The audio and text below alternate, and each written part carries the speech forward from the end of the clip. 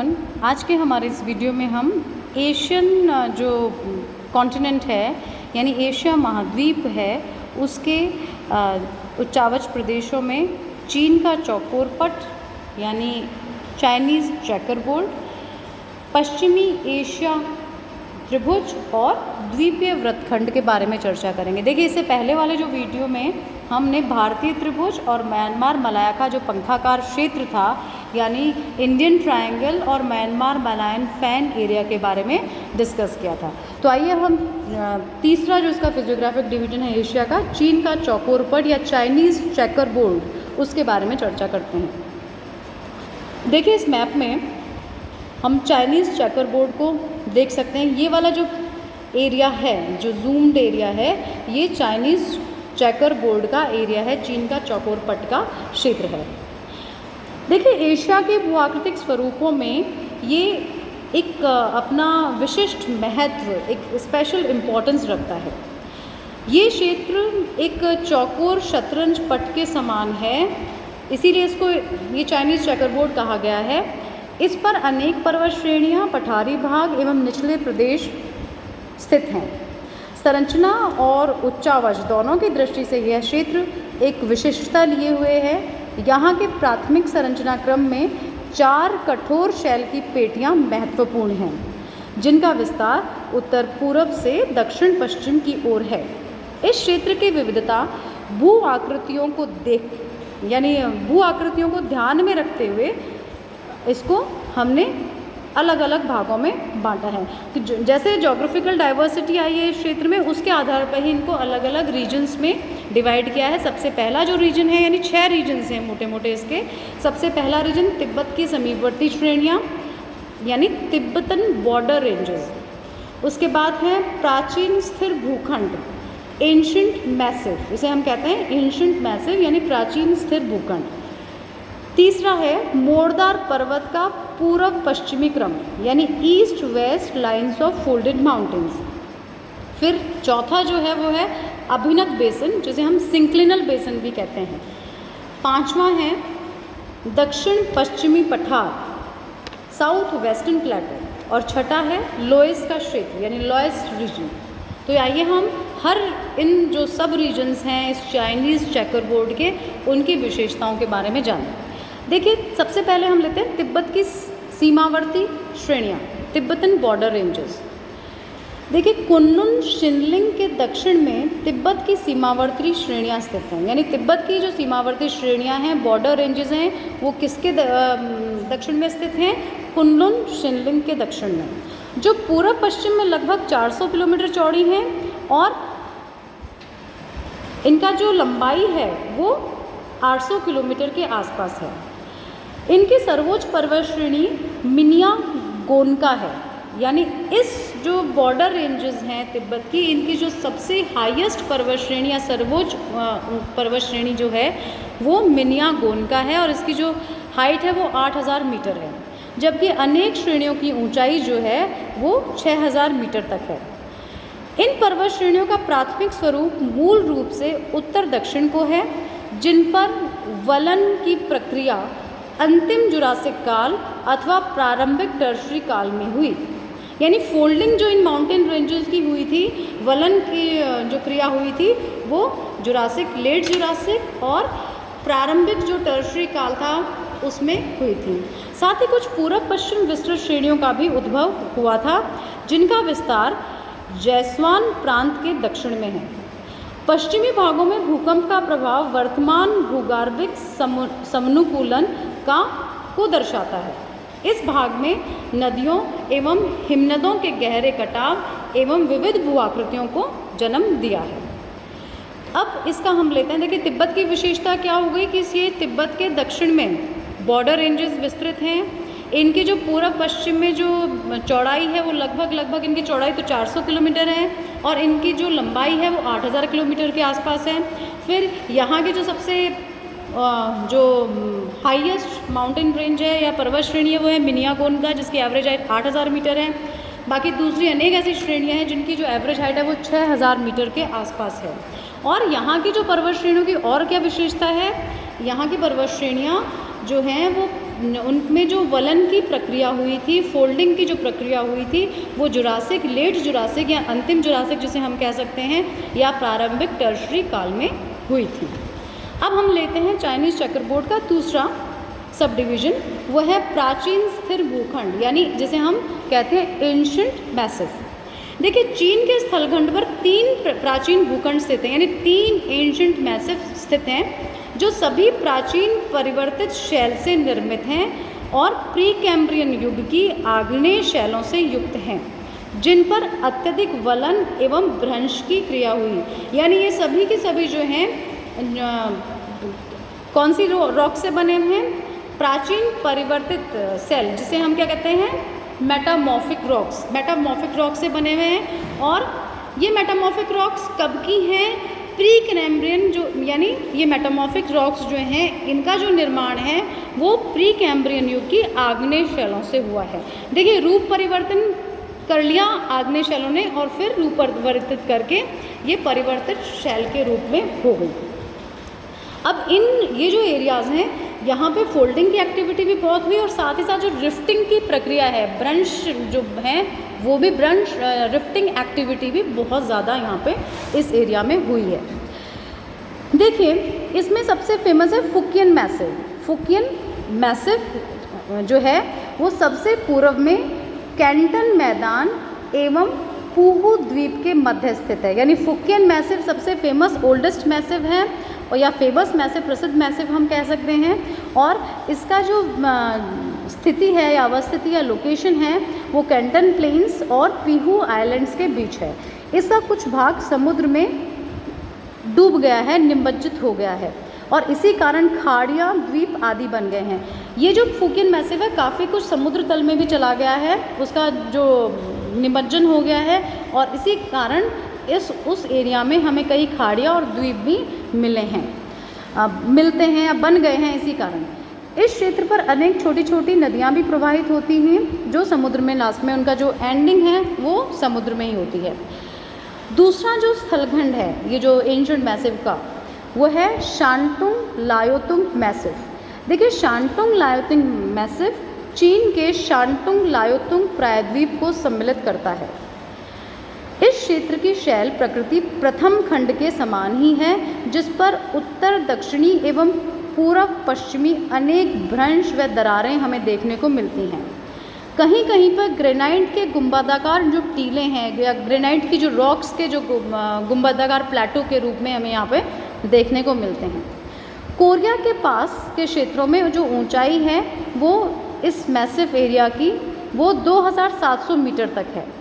अन्य क्षेत्रों में ऊंचाई में काफ़ी हमें भिन्नता देखने को मिलती है। अब तीसरा जो एंशिएंट मैसिव है चाइनीज़ चेकरबोर्ड का, वो है ताइहांग खिंगान मैसिव।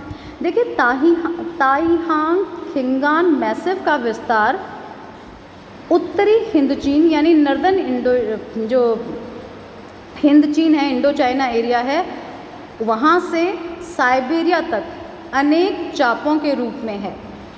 इसका दक्षिणी अर्धभाग चूना प्रदेश के धरातल में विलुप्त है, किंतु हांग नदी के उत्तर में यहाँ पर ग्रेनाइट धरातल का प्रारंभ हो जाता है। इस पूरे क्षेत्र में अपर्दित असमतल धरातल हमें देखने को मिलता है। इस भाग में स्थित श्रेणियों की जो ऊंचाई है वो ताहियांग में 2500 से 3000 मीटर के मध्य है। ठीक है, तो ये विशेषताएं थी एंशिएंट मैसिव की। एंशिएंट मैसिव्स के अब हम एक बार रिवाइज कर लेते हैं। देखिए, चाइना का जो प्राचीन स्थिर भूखंड है इसे हम एंशिएंट मैसिव भी कहते हैं, और इसमें जो भूखंड में जो चट्टानें मिलती हैं वो परिवर्तित शैल हैं, मेटामॉर्फोज्ड रॉक्स हैं, और जिनका निर्माण प्री कैम्ब्रियन युग के आग्नेय चट्टानों से इग्नियस शैल से हुआ। इस प्राचीन स्थिर भूखंड को हम 3 फिर उपभाग हैं। पहला है फुकियन मैसिव, दूसरा है शांटुंग लाओतुंग मैसिव, और तीसरा है ताइहांग खिंगान मैसिव। ठीक है, अब हम चलते हैं चाइनीज़ चेकरबोर्ड के तीसरे उपभाग पर, जो है मोड़दार पर्वतों का पूर्व पश्चिमी क्रम, east west lines of folded mountains. देखिए, प्राचीन स्थलखंडों के आर पार पूर्व पश्चिमी विस्तृत मोड़दार पर्वतों का क्रम है। ये स्थलखंड खंडों की तुलना में नवीन है और इनकी चौड़ाई सीमित है। इनकी जो संरचना है वो अत्यधिक अपर्दन एवं भूगर्भिक परिवर्तनों से अत्यधिक जटिल हो गई है, काफ़ी कॉम्प्लेक्स हो गई है। बाहरी मंगोलिया के उत्तरी सीमावर्ती भाग में कैंटाईशान पर्वत मुख्यतः पूर्व पश्चिम में विस्तृत है। यानी ये जो फोल्डेड माउंटेन्स हैं, इनमें सबसे इम्पोर्टेंट कौन सा माउंटेन है? कैंटाईशान माउंटेन। ये चीन के चौकर क्षेत्र की उत्तरी सीमा भी बनाते हैं। यानी कैंटाईशान माउंटेन जो हैं वो चाइनीज़ चेकर बोर्ड जो है उसकी उत्तरी सीमा का या उत्तरी बाउंड्री का निर्माण करते हैं। यिनशान द्वितीय प्रमुख पर्वत श्रेणी है। उसके बाद आता है कैंटाईशान के बाद यिनशान। ये सेकंड इम्पॉर्टेंट माउंटेन रेंज है इन फोल्डेड माउंटेन्स की, जो मंगोलिया के पठार के दक्षिणी भाग में स्थित है। इसी क्रम की जो प्रमुख श्रेणियां हैं वो हैं यिनशान, आलाशान, सिंगलिंगशान और टापाशान। ये नाम आपको याद करने पड़ेंगे। कौन कौन से? पहला सबसे इम्पॉर्टेंट कैंटाईशान, उसके बाद यिनशान, उसके बाद आलाशान, सिंगलिंगशान और टापाशान। इन सभी पर्वत श्रेणियों में सिंगलिंगशान एक जटिल एवं पृथक यानी अलग प्रकार का क्रम है जो कुनलुन श्रेणी का पूर्वी विस्तार है। नानलिंगशान एक अन्य पर्वतीय क्रम है जो दक्षिणी भाग में पूर्व पश्चिमी क्षेत्र में विस्तृत है। ये प्राकृतिक दृष्टि से कहीं कहीं हमें दृष्टिगत होती है और इसकी संरचना का अनुमान भी कठिनता से लगाया जाता है। पश्चिम में नानलिंग श्रेणी यूनान के पठार में लुप्त हो जाती है और इसकी औसत ऊंचाई 3000 मीटर है। तो ये जो नवीन पर्वतों या पूर्व पश्चिमी क्रम के पर्वत हैं, फोल्डेड माउंटेन्स हैं, इनमें सबसे इम्पोर्टेंट हुआ कैंटाईशान जो इस चाइनीज़ चेकर बोर्ड की उत्तरी सीमा बनाता है। फिर आता है यिनशान, ये सेकंड मोस्ट इम्पॉर्टेंट पर्वत श्रेणी है जो मंगोलिया के पठार के दक्षिणी भाग में स्थित है। और उसके बाद आता है यिनशान, आलाशान, सिंगलिंगशान और टापाशान। अब हम चाइनीज़ चेकर बोर्ड के चौथे उपभाग में चलते हैं, वो है अभिनत बेसिन यानी सिंक्लिनल बेसिन्स। देखिए प्रत्येक स्थिर भूखंड में लगे लंबाकार अभिनत बेसिन स्थित हैं। यानी जितने भी जो स्थिर भूखंड हैं, एंशंट मैसिव्स हैं, उनसे ही जस्ट अटैच्ड जो है वो अभिनत बेसिन्स या जिन हैं। ये बेसिन मैदानी भागों के रूप में हैं। इनमें प्रमुख हैं मंचूरिया का मैदान, उत्तरी चीन का मैदान, पेयांग झील बेसिन, तुंगलिंग झील बेसिन, रेड बेसिन। अब देखिए जो मंचूरिया का मैदान है ये सबसे नवीनतम मैदान है और इसका धरातल जमाव की अपेक्षा अपर्दन का प्रतिफल है। यहाँ दो नदियाँ अर्थात उत्तर में सुंगारी और दक्षिण में लियो के मध्य ये विभाजक है और इसका पूर्वी एवं पश्चिमी जो भाग है वो प्लेन एरिया ना होके अनड्यूलेटिंग प्लेन्स है यानी असमतल मैदान है। इस जो मंचूरिया के मैदान की जो औसत ऊंचाई है वो 250 मीटर है। देखिए फिर आता है उत्तरी चीन का मैदान। ये उत्तरी चीन का मैदान जो है हांग नदी और यांगटीसी नदी द्वारा निर्मित है जो उत्तरी और दक्षिणी भाग में है। ये मैदान नदियों द्वारा जमा किए गए तलछट का परिणाम है यानी एलुवियल सॉइल्स नदियों द्वारा लाकर इसमें बिछाई गई है तथा इसका धरातल समतलता लिए हुए है। कंपैरेटिवली जैसे मंचूरिया का जो मैदान था उसमें वो असमतल मैदान था, जबकि और ये जो चीन का उत्तरी चीन का मैदान है हुआंग नदी और यांगटीसी नदी द्वारा बनाया हुआ ये समतल प्राय मैदानी भाग है। अब यांगटीसी नदी के दक्षिण में और फुकीन और शांटुंग मैसिव के मध्य पेयांग झील का मैदान है। ये एक छोटा बेसिन है और जिसके तल पर झील स्थित है। तुंगलिंग झील का मैदान उत्तरी यूनान व दक्षिणी मध्य हुपे प्रांत में स्थित है। तुंगलिंग झील का उत्तरी भाग पूर्णतः भर चुका है जबकि दक्षिणी भाग में झील अभी भी मौजूद है। इस झील का विस्तार शीतकाल में 30 से 60 किलोमीटर हो जाता है और ग्रीष्म काल में जब जो है ये बढ़कर 100 किलोमीटर के आसपास हो जाता है। उसके बाद आता है अपना रेड बेसिन। देखिए रेड बेसिन एक प्रमुख अभिनत बेसिन है जिसका विस्तार मुख्यतः शेजवान प्रांत में है। ये चाइना का प्रांत है। यह चारों ओर से पर्वत श्रेणियों से ढका हुआ मान लो या घिरा हुआ मान लो। ये मुख्यतः उत्तरी यांगटीसी नदी क्रम से संबंधित है और इस क्षेत्र में नदियों ने कई स्थलों पर गहरे कटाव किए हैं। बेसिन के अधिकांश भाग लाल घिया पत्थर यानी रेड सैंडस्टोन का विस्तार है। अब ये जो जितने भी बेसिन हैं उनमें जो शैंसी बेसिन है, पूर्वी मंगोलिया बेसिन है, यांगत्से का जो मुहाना है, कैंटन का निचला प्रदेश है, व क्वांगसी क्षेत्र हैं, वो भी छोटे बेसिनों के ये सब भी अंतर्गत आते हैं। तो ये जो चीन का अभिनत बेसिन जो हमने अभी डिस्कस किया उसमें इम्पॉर्टेंट कौन सा हुआ? मंचूरिया का मैदान। मंचूरिया के मैदान दो नदियों के बीच जल विभाजक है और ये अपर्दन की प्रक्रिया के कारण बना है, इसमें जमाव ना होकर अपर्दन हुआ है। फिर है उत्तरी चीन का मैदान। उत्तरी चीन का मैदान हुआंग नदी और यांगत्से नदी द्वारा निर्मित है और ये मैदान जो है नदियों द्वारा बहाकर लाए गए अवसादों के जमाव से बना है। फिर है पेयांग झील का मैदान, तुंगलिंग झील का मैदान और रेड बेसिन। अब हम चलते हैं चाइनीज़ चेकर बोर्ड के जो 5वां प्रदेश है दक्षिणी पश्चिमी पठार, उस पे यानी साउथ वेस्टर्न प्लेटो। देखिए चीन के चेकर बोर्ड क्षेत्र या चौकोर क्षेत्र के पश्चिम में यूनान का पठार और उत्तर पूर्व में क्वीचाऊ का पठार है। यूनान का पठार एक विस्तृत अपर्दित क्षेत्र है और इस पर कुछ पर्वत श्रेणियों का भी विस्तार है। इस पठार की सामान्य ऊंचाई 1800 मीटर है। यांगत्से नदी द्वारा इस क्षेत्र में अत्यधिक गहरी घाटी का निर्माण किया गया है। मेकांग व सालवान नदियों ने इसके पश्चिमी सिरे पर कटाव किया है। फिर आता है क्वीचाऊ का पठार। देखिए क्वीचाऊ का पठार शेजवान प्रांत के रेड बेसिन के दक्षिणी छोर पर है। इस क्षेत्र में चूने पत्थर का जमाव और यहाँ पर धरातल छोटी छोटी नदी बेसिनों में विभक्त है। तो साउथ वेस्टर्न प्लेटो के अंदर यानी चाइनीज़ चेकर बोर्ड के दक्षिण पश्चिमी पठारी क्षेत्र में दो पठार सम्मिलित हैं। पहला है यूनान का पठार और दूसरा है क्वीचाऊ का पठार। अब हम आते हैं छठे इस जो सब डिवीज़न है चाइनीज़ चेकर बोर्ड का, उसका देखो 6 जो चाइनीज़ चेकर बोर्ड का सब डिवीज़न है या उपभाग है वो है लोएस क्षेत्र, लोएस रीजन। चीन के क्षेत्र पर शीतकाल में चलने वाली हवाएं अपने साथ महीन पीली मिट्टी लाती हैं जिसको उत्तरी चीन के क्षेत्र पर जमा कर देती हैं। यह महीन पीली मिट्टी ही लोएस कहलाती है। इसकी उत्पत्ति एवं जमाव के संबंध में आज भी कुछ क्लियर नहीं हुआ है कि कहाँ से ये ओरिजिनेट होती है और कैसे जमती है, लेकिन ये है कि हवाओं द्वारा बहाकर लाकर जमाई गई ये मिट्टी है, लोएस मिट्टी है और ये पीले रंग की है। लेकिन यह उत्तरी चीन का एक प्रमुख भूदृश्य बनाती है और अपने जमाव के नीचे प्राकृतिक संरचना को छिपाए हुए है।